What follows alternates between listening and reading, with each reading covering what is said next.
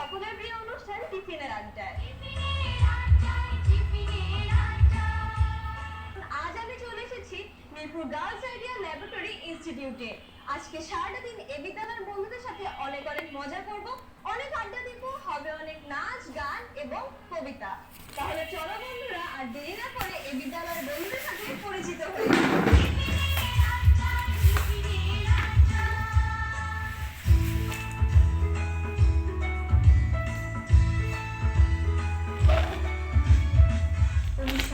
সালে বিশিষ্ট শিক্ষানুরাগী মরহুম আলহাজ ফকির সফিউদ্দিন আহমেদের ঐকান্তিক প্রচেষ্টায় মিরপুর 10 নম্বর গোল চত্বরের কাছেই গড়ে ওঠে Mirpur girls idea laboratory institute. Nursery থেকে দশম শ্রেণী পর্যন্ত 80টি কক্ষ সমৃদ্ধ বিদ্যাপীঠে বর্তমানে 108 জন শিক্ষক, 37 জন কর্মচারী এবং 3500 ছাত্রী নিয়ে বাংলা ও ইংরেজি মাধ্যমের শিক্ষা কার্যক্রম চলছে।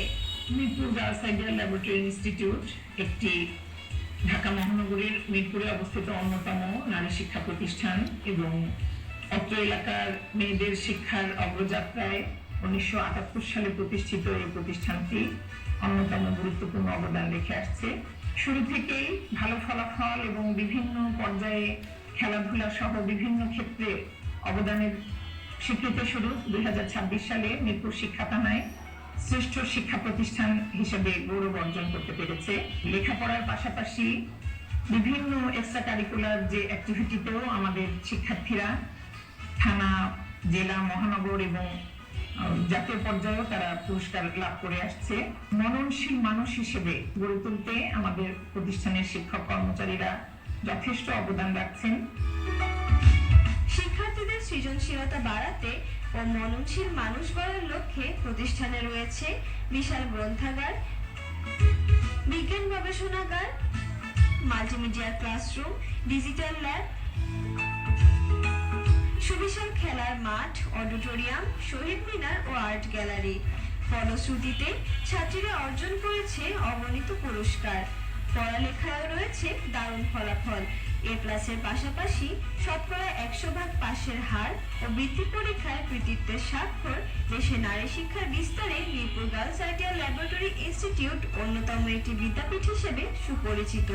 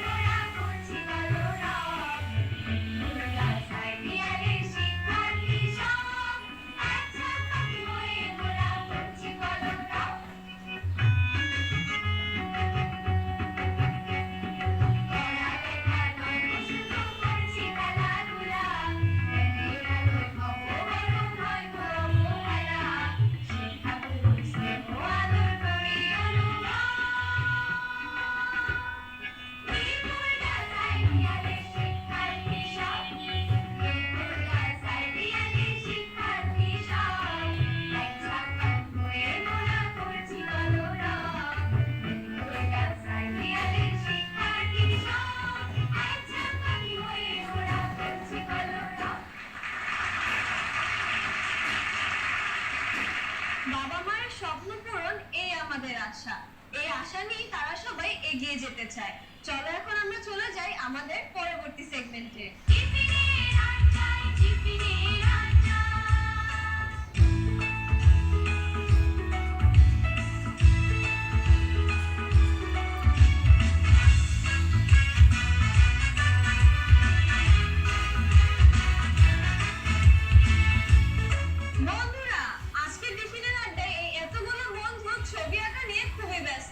ওদেরকে বিরক্ত করা একদমই ঠিক হবে না, তাই চলো আমরা দেখে আসি আমাদের বাকি বন্ধুরা কি করছে।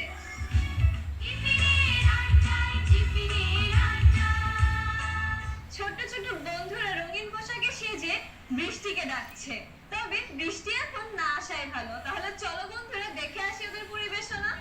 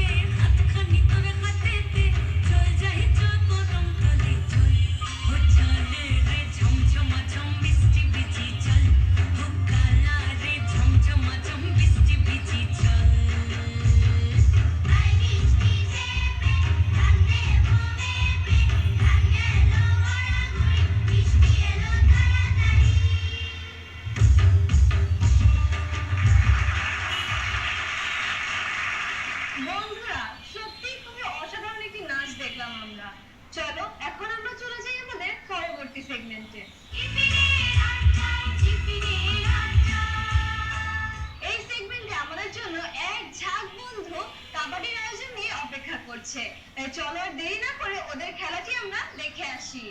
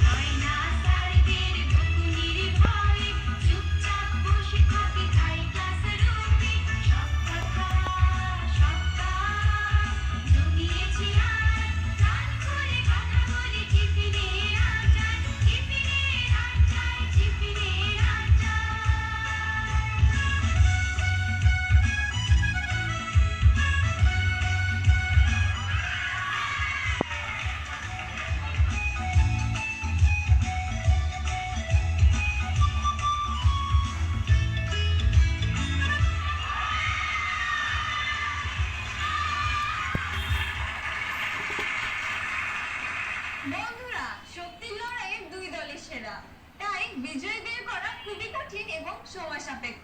তাই আমরা ম্যামকে জিজ্ঞেস করে নিই এখন আমাদের কি করণীয়। ম্যাম, তাহলে এখন কি করা যায়? আমার মনে হয় দুই দলই বিজয়ী, কারণ ওরা দুই দলই খুব শক্তিশালী খেলা নিয়ে খেলেছে। আমি মনে করি ওরা দুই দলই জয়ী। তাহলে বন্ধুরা, দুই দলকে বিজয়ী ঘোষণা করে আমরা চলে যাচ্ছি আমাদের পরবর্তী সেগমেন্টে।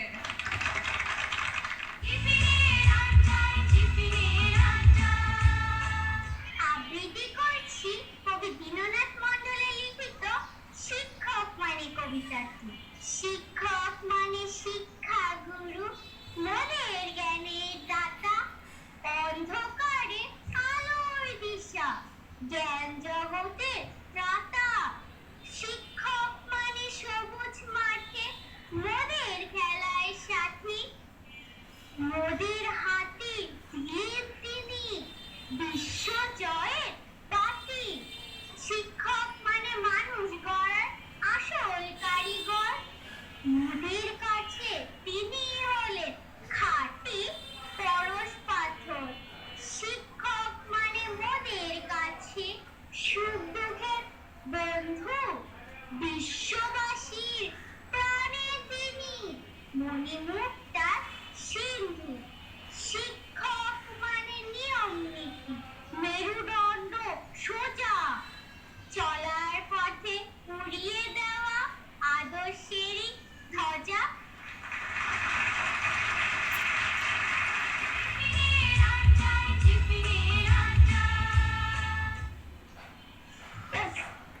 কত রাত্রি হয়ে গেল, আজকে খাবারটা এমনি লেট হয়ে গেছে। আশা কি এসে আমাকে একটু হেল্প করতে পারে না? আশা, এই আশা, কই তুই? খেতে আয় মা। কি ব্যাপার, আশা এখনো আসছে না কেন? আশা, আশা, এই কি আশ্চর্য, তুই এখনো মোবাইল দেখছিস? দুপুরে তো তোকে দেখেছিলাম হাতে মোবাইল, দুপুরে তো খাসো নেই, সন্ধ্যে করে তোর হাতে মোবাইল দেখেছি। কতক্ষণ মোবাইল টিপলে আজকে তাহলে? আরে মা, চুপ থাকো, তোমার গ্যাংয়ের জন্য আমি গ্যাংটা হলাম। আমার সকালে আমার বন্ধু একটা রিলস পাঠিয়েছে, সেটাও দেখতে পারলাম না তোমার গ্যাংয়ের জন্য। হ্যালো, জি আসসালামু আলাইকুম ম্যাম, ভালো আছেন? জি আলহামদুলিল্লাহ ভালো আছি। ফোন দিলেন যে? হ্যাঁ, আশা 4টা সাবজেক্টে ফেল করেছে। I am really sorry ma'am, actually আমি বিষয়টা দেখছি। আমি চেষ্টা করবো কাল থেকে যাতে সে নিয়মিত উপস্থিত থাকতে পারে। জি জি জি, থ্যাংক ইউ ম্যাম। কোথায় সে? আশা, এই আশা, তুই এখন মোবাইল দেখছিস? হ্যাঁ, তোর কি কোনো খবর আছে যে তোর টিচার ফোন দিয়েছে? 2 মাস ধরে স্কুল যাস না, তার উপর 4টা সাবজেক্টে ফেল করেছিস।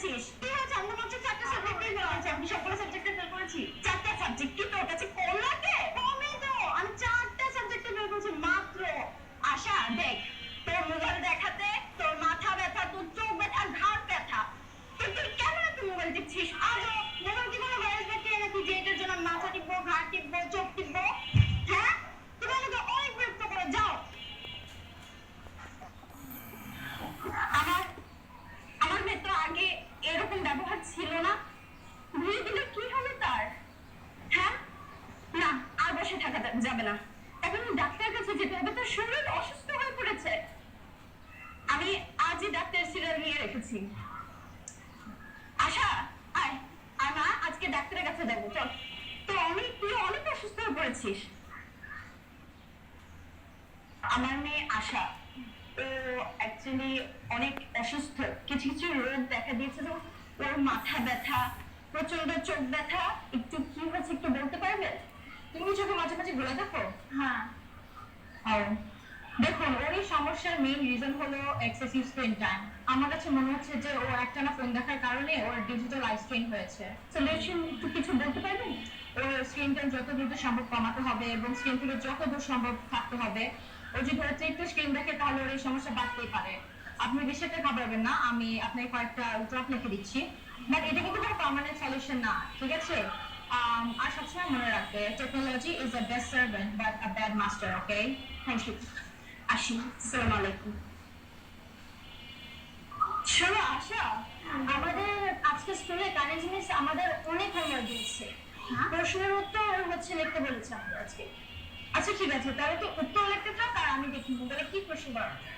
মোবাইলে কিন্তু বইটা আমরা ব্যবহার করতে পারি। তুই লিখতে থাক। দেখ তো এই ভিডিওটা সুন্দর না? আশা, তুমি ফোন দিচ্ছ এই কারণে যে তোমার মাথা আর চোখ ব্যথা দিচ্ছে।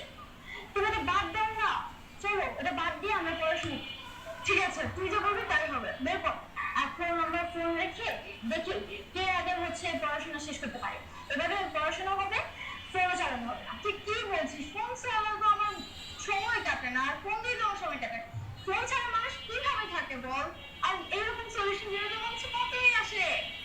ফোন থেকে বের হওয়ার অনেক উপায় আছে। আমরা ফ্যামিলির সাথে টাইম স্পেন্ড করতে পারি, ওদের সাথে বাইরে যেতে পারি, বন্ধুদের সাথে টাইম স্পেন্ড করতে পারি, ওদের সাথে খেলাধুলা করতে পারি, গল্পের বই করতে পারি। গল্পের বই পড়ে আমাদের হচ্ছে পড়ালেখার আরো ইন্টারেস্ট বাড়ে।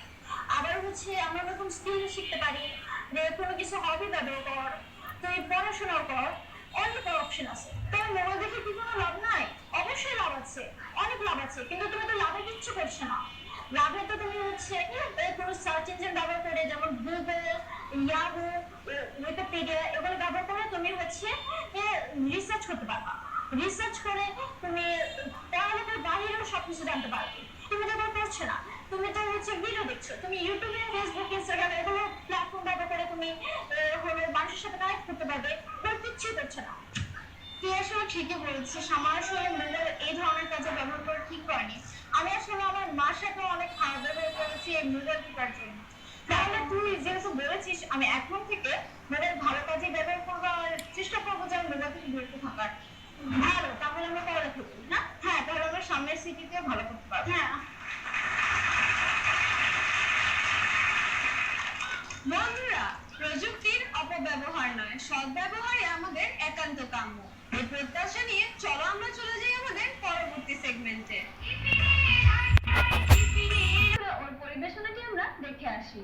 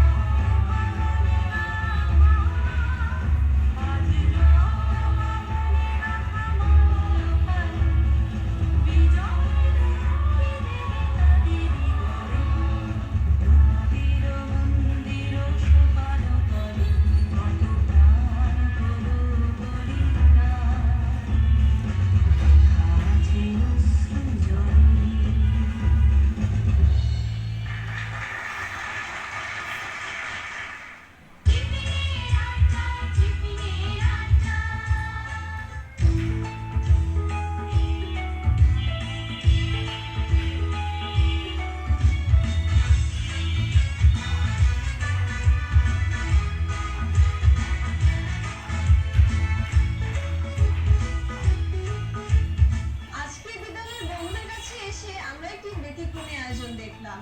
স্ট্যাম্প কালেক্টিং এবং বিভিন্ন দেশের মুদ্রা সংগ্রহ বর্তমানে একদম হারিয়ে গেছে, কিন্তু এই বন্ধুরা সেটিকে এখনো বাঁচিয়ে রেখেছে।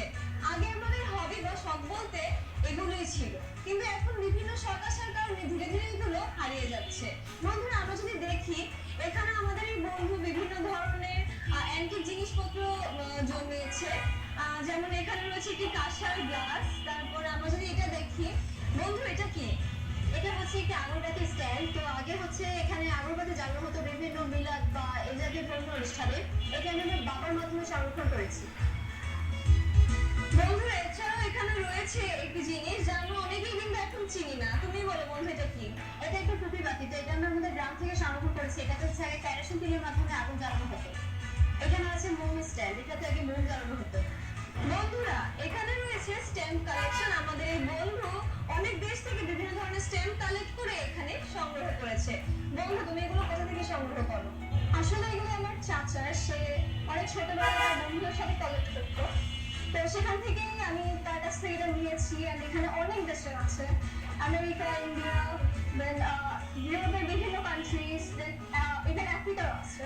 বন্ধুরা, আশা করি এই বন্ধুর থেকে আমরা আরো অনেকে অনুপ্রাণিত হয়ে এই শখটিকে আমাদের মধ্যে গড়ে তুলবো। বন্ধুরা, আমরা এখানে আরো একটি ব্যতিক্রমী জিনিস দেখতে পেলাম। এখানে অনেকগুলো ছবি দেখতে পাচ্ছি আমি, যেমন হচ্ছে আমাদের জাতীয় কবি কাজী নজরুল ইসলামের ছবি আমরা দেখতে পাচ্ছি। খুবই অসাধারণ একটি ছবি। বন্ধু, এগুলো কি তুমি নিজে এঁকেছো সব? জি, এগুলো আমি আর্ট করেছি। তোমার এই শখ কিভাবে হলো? আসলে আমি ছোট থেকে এগুলো অনেক শৌখিন ছিলাম। আমি আগে দেয়ালে এরকম ধরনের আর্ট করতাম, তারপরে আস্তে আস্তে শিখতে শিখতে ছোট থেকে আমার বড় বোনের কাছে শিখেছি, আমাদের স্কুলের টিচারদের কাছ থেকে শিখতে শিখতে এত দূর এসেছি। খুবই অসাধারণ হয়েছে বন্ধু ছবিগুলো। আমার মন চাচ্ছে আমি একটা ছবি নিয়ে যাই। এখানে আমরা দেখতে পাচ্ছি এখানে রয়েছে অনেক দেশের মুদ্রা এবং কয়েন, যা আমাদের ছোট বন্ধু সংগ্রহ করেছে। তুমি কি এগুলো সব নিজে সংগ্রহ করেছো? হ্যাঁ, এগুলো সব আমাদের কালেকশন। যেমন হচ্ছে এইটা মালয়েশিয়া, তারপরে এখানে কিছু বাংলাদেশের আছে। এখানে অনেক দেশেরই আমাদের কাছে হচ্ছে মুদ্রা এবং টাকা পয়সা আছে। এখন আমি তোমাদেরকে খুবই অসাধারণ একটি জিনিস দেখাবো, তা হলো রেডিও, তার সাথে রয়েছে ক্যাসেট প্লেয়ার। এখানে যে ক্যাসেট প্লেয়ারটি রয়েছে, এখানে এই ক্যাসেটগুলো দিলে গান শোনা যেত এবং বিভিন্ন অডিও শোনা যেত। এছাড়াও আছে এখানে একটি ক্যামেরা। এই ক্যামেরা হয়তো আমরা কেউ দেখিনি, আমাদের সময় এখন এই ক্যামেরাটা বিলুপ্ত। এই ক্যামেরাগুলো চালাতে হলে ব্যবহার করা হতো ফিল্ম। এটার ভিতরে ফিল্ম দেওয়া থাকতো, যার মাধ্যমে ছবি তুলে পরে এগুলোকে ওয়াশ করা হতো। এছাড়াও এখানে রয়েছে অনেক আগের আমলের টেলিফোন। তারপরে আরো একটি রেডিও রয়েছে এখানে আমি দেখতে পাচ্ছি। তো আমি আশা করি এই বন্ধুদের এসব শখ দেখে তোমরা অনুপ্রাণিত হবে এবং তোমরা এই ধরনের জিনিস সংগ্রহতে আগ্রহ অনুভব করবে। তাহলে চলো বন্ধুরা, এখন আমরা চলে যাই আমাদের অন্য সেগমেন্টে।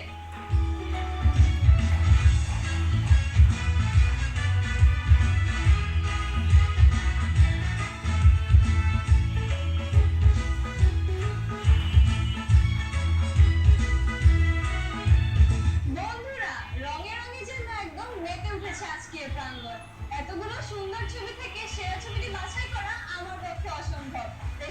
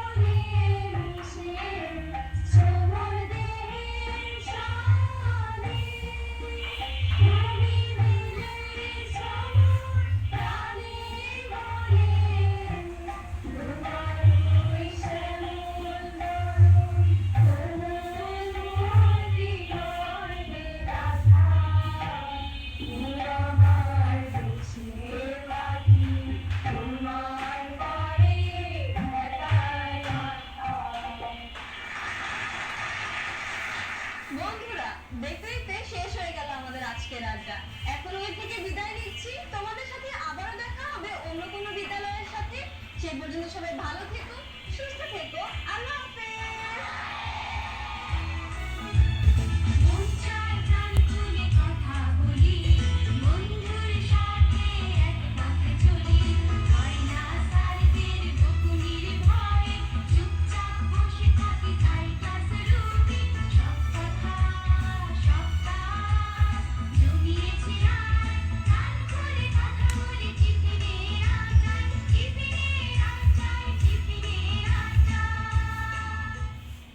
দেশের বিভিন্ন অঞ্চলে হামের প্রকোপ দেখা দিয়েছে। হাম থেকে শিশুদের